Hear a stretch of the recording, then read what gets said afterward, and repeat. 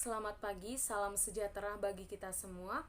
Perkenalkan, nama saya Francisca Priscilia Linking, program studi matematika dengan NIM G1D018030 Universitas Mataram tahun angkatan 2018.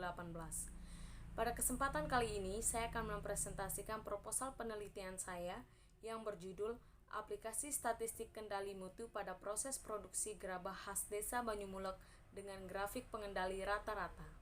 Saya lanjutkan, yang pertama yaitu pendahuluan, di mana pendahuluan itu terdiri dari latar belakang, rumusan masalah, tujuan penelitian, manfaat penelitian, dan batasan masalah. Pertama, latar belakang, bisa diperhatikan pada slide. Di situ terdapat peta Desa Banyumulek dan gambar gerabah khas Desa Banyumulek.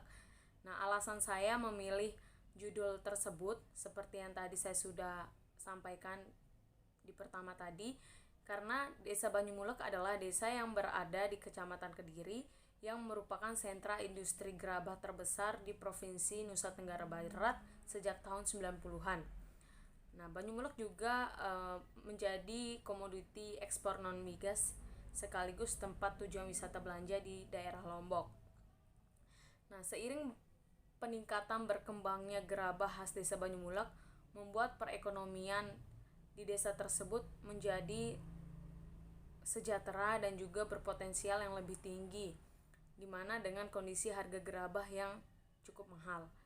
Namun ternyata masih banyak hal-hal yang menjadi penghambat dari proses produksi tersebut, seperti bahan baku yang terbatas dan juga proses produksi yang masih sangat sederhana.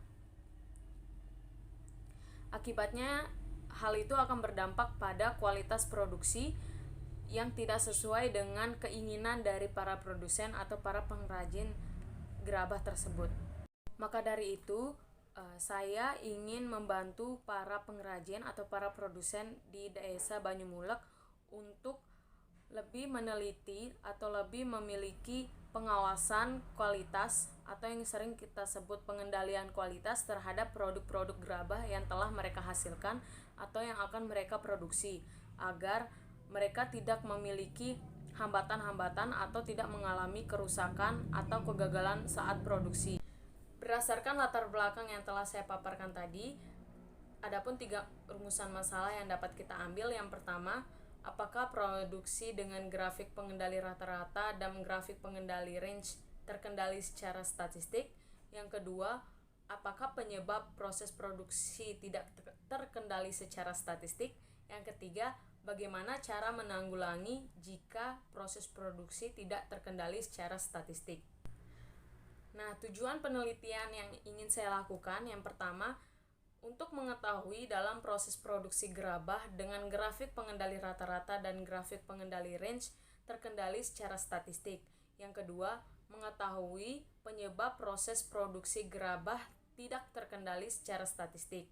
Yang ketiga, mengetahui cara menanggulangi jika proses produksi gerabah tidak terkendali secara statistik. Nah, manfaat penelitian tersebut, yang pertama pastinya bagi peneliti, di mana peneliti menjadi mengaplikasikan teori-teori yang telah dipelajari selama kuliah berlangsung dan juga mendapatkan pengalaman dalam menganalisis suatu masalah. Yang kedua, bagi masyarakat Desa Banyumulek, mereka dapat menjadikan penelitian ini sebagai acuan dalam proses produksi gerabah selanjutnya dan menjadikan dasar pertimbangan untuk upaya mencapai kualitas produksi yang terbaik. Yang ketiga, bagi para pembaca dapat menjadikan penelitian ini sebagai bahan studi kasus atau menjadi acuan bagi mahasiswa-mahasiswa yang ingin melakukan penelitian di bagian produksi dan juga sebagai bahan bacaan yang bermanfaat. Nah, dari penelitian yang saya lakukan, ada batasan-batasan masalah yang akan saya teliti pada saat observasi langsung. Yang pertama, pastinya hanya dalam ruang lingkup Desa Banyumulek. Yang kedua, hanya pada proses produksi dan pemantauan pada bahan-bahan baku yang tersedia di Desa Banyumulek.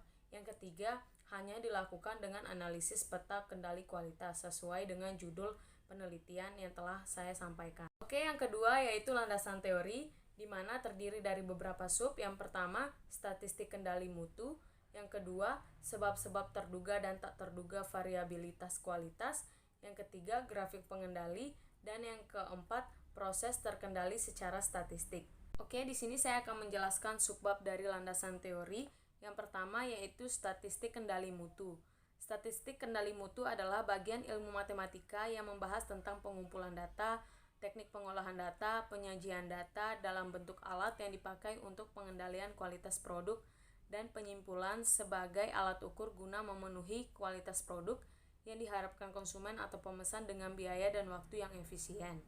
Adapun fungsinya yaitu memastikan, menjamin, dan membuat produk tersebut sesuai dengan yang direncanakan. Sedangkan tujuannya adalah menjamin barang hasil produksi dapat mencapai kualitas yang telah ditetapkan dengan biaya yang seminimum. Yang selanjutnya yaitu sebab terduga dan tak terduga variabilitas kualitas, yang kita definisikan sebagai pengaruh kumulatif dari banyak sebab-sebab kecil. Nah, dalam kerangka pengendalian kualitas statistik, variabel dasar ini dinamakan sistem stabil sebab-sebab tak terduga. Yang selanjutnya yaitu proses terkendali secara statistik.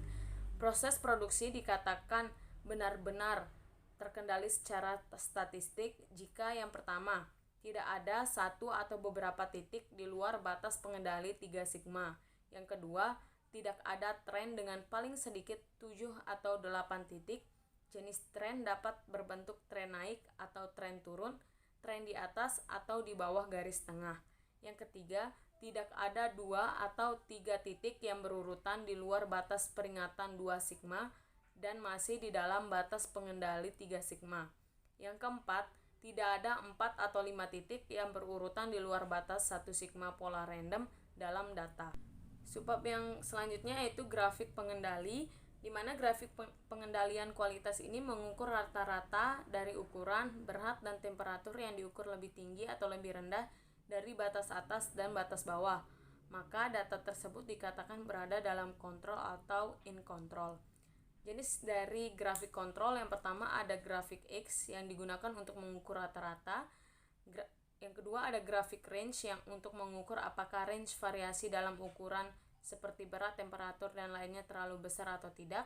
Yang ketiga ada grafik P untuk mengukur apakah proporsi dari beberapa atribut berada dalam kontrol atau tidak.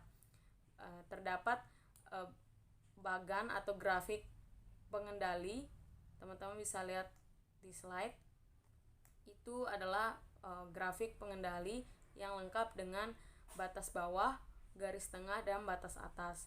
Begitupun yang ada di sampingnya yaitu adalah model umum grafik pengendali, yang mana BPA adalah batas pengendali atas dengan rumus min dari W ditambah jarak batas kendali dikali dengan standar deviasi. GT sama dengan MW atau garis tengah sama dengan min dari W. Sedangkan yang terakhir BPB yaitu batas pengendali bawah dengan rumus min dari W dikurang jarak batas kendali dari garis tengah dikali standar deviasi W. Selanjutnya saya akan menjelaskan metode dari penelitian yang akan saya teliti. Lokasi dan waktu. Lokasi penelitian ada di Desa Banyumulek, Kecamatan Kediri, Kabupaten Lombok Barat, Nusa Tenggara Barat, Indonesia.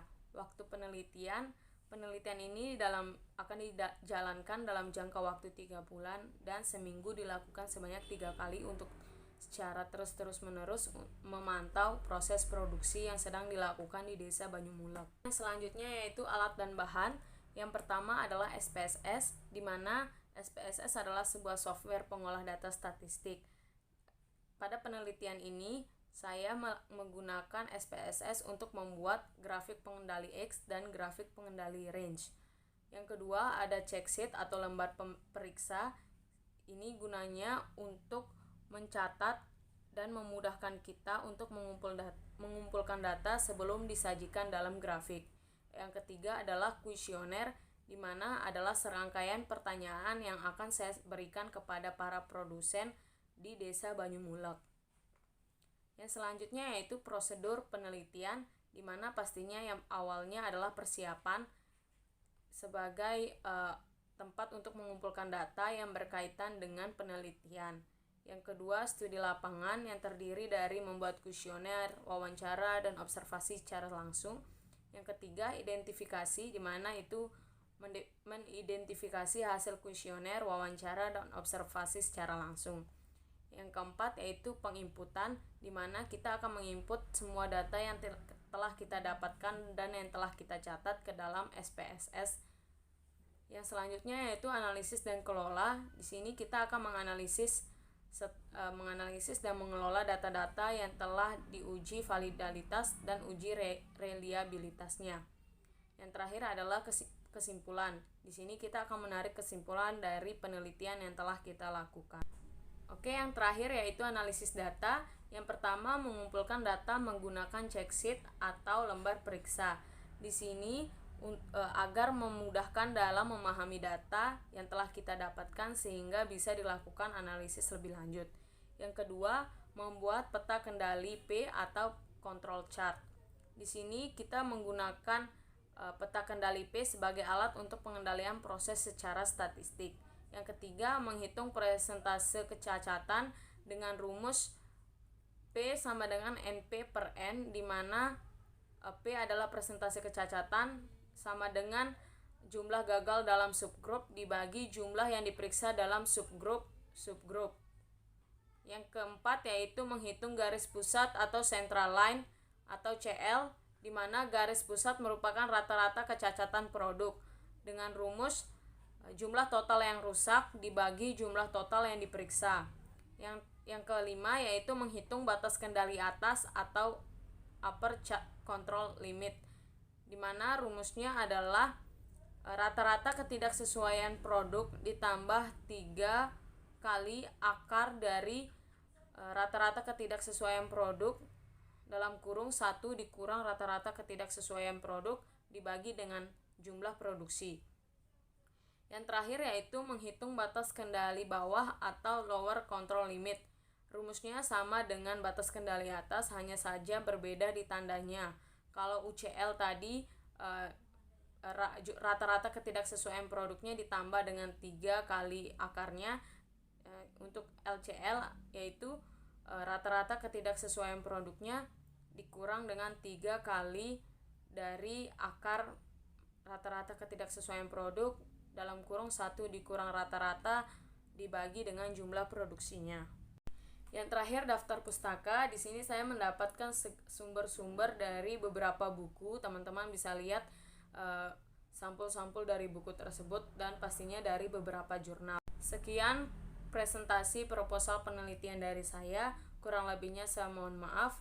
Terima kasih. Selamat pagi.